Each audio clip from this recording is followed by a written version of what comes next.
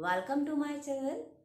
आज हम लोग विशिष्ट शिक्षा के अंतर्गत उन बालकों की शिक्षा की बात करते हैं और उन बालकों के बारे में बात करते हैं जो कि बहुत ज़्यादा मंद बुद्धि के होते हैं, जो बहुत ही वीक स्टूडेंट्स होते हैं।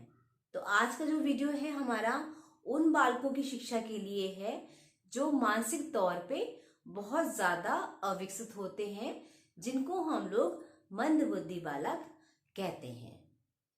तो जो मंद बुद्धि बालकों की जो व्याख्या है या जो हमें उनकी पहचान करनी होती है वो हम लोग उनकी बुद्धि लब्धि के आधार पे करते हैं। उनका जो आईक्यू लेवल है उस लेवल पे हम लोगों को ये पहचानना पड़ता है कि बालक जो है वो मंद बुद्धि का है या बालक निम्न मध्य बुद्धि का है या बहुत ही शून्य है। आमतौर पे देखा जाता है तो हम लोग ने ये समझना होता है कि 80 से 85 जिसकी बुद्धि लब्धि इससे नीचे होती है, या तो 80 से 85 बुद्धि लब्धि होती है या उसके भी बिलो जब आपकी किसी बच्चे की बुद्धि लब्धि जाती है तो हम उस बालक को मंद बुद्धि बालक कहते हैं और उसकी जो अवस्था है उसको हम मंद ही कहेंगे कि इसका विकास मंद गति से हो रहा है। हो सकता है कोई बालक जिसकी आईक्यू या जिसका जो बुद्धि लब्धि का जो स्तर है वो 70 से 75 भी हो, किसी का 60 भी है, किसी का 50 भी है, किसी का 25 भी है, तो किसी का 0 भी है। कहने का तात्पर्य ये है कि 80 से 85 के नीचे जितने भी बालकों को हम रखते हैं वो बालक मंद बुद्धि बालक कहे जाते हैं। ऐसे बालकों की शिक्षा की व्यवस्था बहुत ही अलग होती है। उनको समझाने का ढंग, उनके साथ में एडजस्ट करने की बातें, उनके साथ में समायोजन की बातें, उन सब बातों में बहुत ज्यादा एक आम बच्चे से ज्यादा भिन्नताएं हमको देखनी पड़ती हैं और भिन्नताओं का हमें सामना करना पड़ता है। क्योंकि जो मंद बुद्धि बालक है, एक तो वो वैसे ही मंद बुद्धि है क्योंकि उसका मानसिक लेवल एक सामान्य बालक की तरह तो है नहीं। तो इतनी कोमलता से, इतनी सहजता से, इतना भावात्मक अटैचमेंट के संग हमें उनकी स्टडी पे ध्यान रखना पड़ता है कि जैसे बहुत ही सॉफ्ट तरीके से हमें उन बच्चों का एजुकेशन का ध्यान देना पड़ता है। बहुत, क्योंकि उनके अंदर इतना ज़्यादा बात तो होती नहीं कि वो बात को बहुत जल्दी गेन करे, बहुत जल्दी उन सब बातों को समझ सके। तो हमें उनकी शिक्षा की व्यवस्था की भी बहुत ही खास तरीके से उनका ध्यान रखना पड़ता है और उनकी जो शिक्षा की व्यवस्था है बहुत ही खास तरीके से करनी पड़ती है।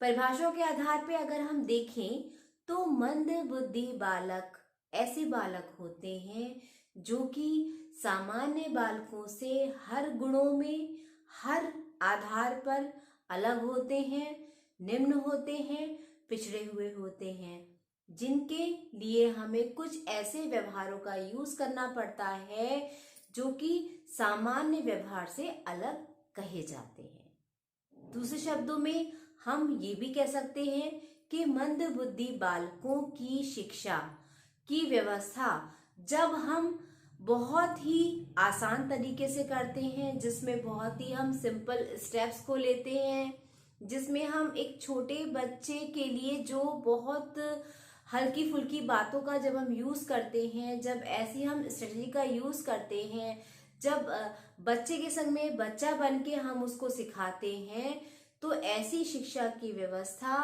को हम मंदबुद्धि बालकों के लिए यूज करते हैं। और ऐसे बालकों की शिक्षा व्यवस्था में जब हम इतना ज्यादा बचपना लाते हैं तो ये शिक्षा व्यवस्था हमारे मंद बुद्धि बालकों के लिए ही होती है। मंद बुद्धि बालक की पहचान के लिए हम लोग ये भी कह सकते हैं कि जो व्यवहार एक सामान्य बालक करता है जो व्यवहार एक सामान्य या औसत बालक करता है, जब हम वो व्यवहार एक बालक में नहीं देखते हैं, जब हम उसकी बुद्धिलब्धि में अंतर देखते हैं, जब हम उसके सामाजिक क्रियाकलापों में या उसके जितने भी व्यवहार होते हैं उनके अंतर्गत यदि हम निम्नता देखते हैं, यदि हम कुछ कमी देखते हैं, तो ऐसे बालक मंदबुद्धि बालक कहे जाते हैं। इनकी शिक्षा की व्यवस्था का प्रावधान भी बहुत ही अलग होता है और बहुत ही खास ढंग से इनको एजुकेशन देनी पड़ती है। तो चलिए कुछ विशेषताओं की बात कर लेते हैं हम मंदबुद्धि बालकों की। तो सबसे पहली विशेषता तो मंदबुद्धि बालकों की ये आती है कि उनको अधिगम में कठिनाई होती है। उनकी चेतना का स्तर अलग होता है, निम्न होता है, और उनका जो समझने का जो प्रक्रिया होती है या किसी भी बात को सुलझाने की जो प्रक्रिया होती है वो सामान्य बालकों से अलग होती है। दूसरी बात हम लोग मंदबुद्धि बालकों के लिए कह सकते हैं कि उनका व्यवहार एक औसत बालक से बिल्कुल अलग होता है। वो समाज में थोड़ा सा एडजस्टमेंट का उनको पता नहीं होता है, किस तरीके से उन्हें समायोजन करना है। तो आप कह सकते हो कि समायोजन का गुण उनके अंदर नहीं होता है। तीसरा हम लोग ये भी कह सकते हैं कि उनकी चिंतन शक्ति, उनकी तर्क शक्ति, उनकी अधिगम शक्ति, उनका व्यवहार, उनका फील करने का ढंग और उनका एक्सप्लेन करने का ढंग भी सामान्य बालकों से अलग होता है। फिर एक विशेषता मंदबुद्धि बालकों की ये भी आती है कि उनके अंदर जो क्रिएटिविटी होती है, उनके अंदर जो क्रिएटिव वाली फीलिंग होती है वो शून्य होती है। उनकी बुद्धिलब्धि का स्तर निम्न होता है और उनको बहुत ज्यादा कोई बात फील भी नहीं होती है। कोई से जो एक भावात्मक जो फीलिंग्स होती हैं वो भी उन बच्चों के अंदर कम होती है। फिर हम कह सकते हैं कि जो मंदबुद्धि बालक होता है उनका जो बिहेव होता है वो सामान्य बालकों से बहुत अलग होता है।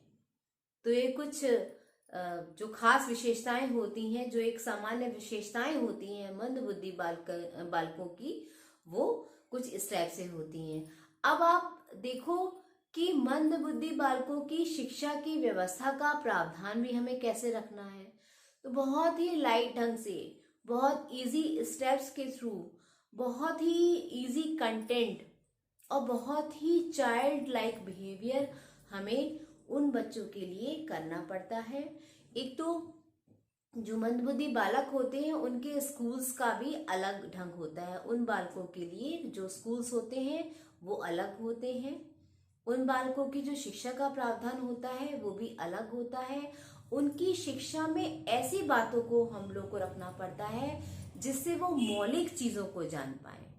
अब बहुत ज्यादा टफ चीजें तो हम उनके कंटेंट में जान नहीं सकते क्योंकि वो तो खुद ही मंदबुद्धि बालक है। भाई वो अपना बेसिक चीजों को पहले क्लियर कर ले, वही बात बहुत है। उनकी बेसिक चीजों में हम लोग को कैसे उसे उठना है, कैसे बैठना है, कैसे वो खाना खा सकता है, कैसे वो अपने काम कर सकता है, कैसे उसको बुक पढ़ना है, कैसे उसे सबके सामने जो है अपने बिहेव को रखना है, उसको कैसे रिस्पेक्ट के जो बहुत ही इजी स्टेप्स होते हैं, किसी के सामने कैसे रिस्पेक्ट करते हैं। मतलब पहले तो वो खुद अपना ही बिहेव, अपने को संभलने का ढंग ही समझ ले, वही हमारी शिक्षा का मूल रूप बनता है। तो उनकी जो शिक्षा व्यवस्था होती है उसमें हमें ऐसे बेसिक चीजों को डालना होता है जिसमें वो कम से कम अपनी बातों को तो समझ लें, जिसमें वो कम से कम अपनी चीजों को तो सीख लें, जिसमें वो कम से कम अपने बेसिक जो मैनर्स वाली बातें होती हैं उनको तो समझ लें। बहुत सॉफ्ट ढंग से, बहुत चाइल्ड लाइक बिहेवियर के संग में हमें उनकी एजुकेशन को देना पड़ता है। उसके बाद में उनकी एजुकेशन में हमें थोड़ा सा गेम्स को बहुत ज़्यादा प्रेफर करना पड़ता है। गेम्स के थ्रू, खेल विधि में वो बालक अपने को थोड़ा सा फ्री माइंड समझता है, अपने को कंफर्टेबल समझता है और उस चीज़ को करने की कोशिश करता है। फिर रिपीट करना कि हम जो बात कहे वो बालक रिपीट करे, हम जैसा बिहेव उसके सामने करें वही वैसा बिहेव वो भी रिपीट करे। तो जो रिपीटेशन होता है उसको हमें बहुत ज़्यादा उसमें ऐड करना पड़ता है कि कैसे हमें रिपीट कर करके कि हमने वो चीज़ करी अब वो बालक करेगा, तो उसको ऐसे करके दिखाना पड़ता है। बहुत सॉफ्ट तरीके से बच्चों को एजुकेशन देनी पड़ती है। फिर उसकी एजुकेशन में हमें सोशल जो बिहेवियर होते हैं उनको ऐड करना पड़ता है। सोशल बिहेवियर का मतलब है ऐसे सामाजिक तत्वों को लाना जिससे वो समाज में बैठने लायक हो पाए, जिससे वो कुछ हद तक, किसी हद तक, किसी कारणों तक तो एक सामान्य बालक के संग कहीं ना कहीं कुछ परिस्थितियों में तो अपने को तालमेल बैठा सके। तो उन बातों को भी हमने उसमें ऐड करना होता है। आसान नहीं होता है मंदबुद्धि बालक की शिक्षा। जब एक टीचर भी जब मंदबुद्धि बालकों को पढ़ाता है तो उसको भी बहुत ज़्यादा ट्रेन करना पड़ता है, उसे भी ट्रेन होना पड़ता है। आमतौर पे जब हम लोग एक अध्यापक शिक्षा लेते हैं, जब हम किसी शिक्षा की बात करते हैं, जब हम कहीं टीचर बनते हैं, तो हम उससे पहले हम लोग टीचर ट्रेनिंग लेते हैं, चाहे वो बीएड हो, चाहे वो बीटीसी हो, चाहे वो कोई भी एक प्रोफेशनल कोर्स हो। हमें टीचिंग एरिया का वो प्रोफेशनल कोर्स हमें करना पड़ता है। लेकिन क्या होता है ना, जब मंदबुद्धि बालकों के लिए हम लोग जब शिक्षा का प्रावधान रखते हैं तो उनका भी ट्रेनिंग का, उनको भी ट्रेनिंग कैसे देनी है या उनके संग में कैसे हमें बिहेव करना है, तो इस सब की भी एक अलग ट्रेनिंग होती है जिसमें टीचर्स को सिखाया जाता है कि आपने ऐसे बालकों की शिक्षा की व्यवस्था को किस तरीके से समझना है और कैसे उन्हें पढ़ाना है और कैसे उन्हें कुछ हद तक समाज के साथ में भागीदार बनाना है। तो कॉन्सेप्ट तो बहुत बड़ा है मंदबुद्धि बालक का, ये बहुत ही डिटेल में जाएगा, लेकिन तब भी कुछ मैंने जो आपको टिप्स बताई हैं, कुछ मैंने जो आपको मंदबुद्धि बालकों की शिक्षा की व्यवस्था के बारे में बताया है, तो उन सब के बारे में आपको और भी आगे समझने को मिलेगा। तो ये कुछ बातें थी मंदबुद्धि बालकों की शिक्षा की। अब हम लोग अपने आने वाले वीडियोस में और भी विशिष्ट शिक्षा या और भी जो विशिष्ट बालक होते हैं कई कई रूपों में जिनका वर्गीकरण है उनके बारे में बात करते हैं।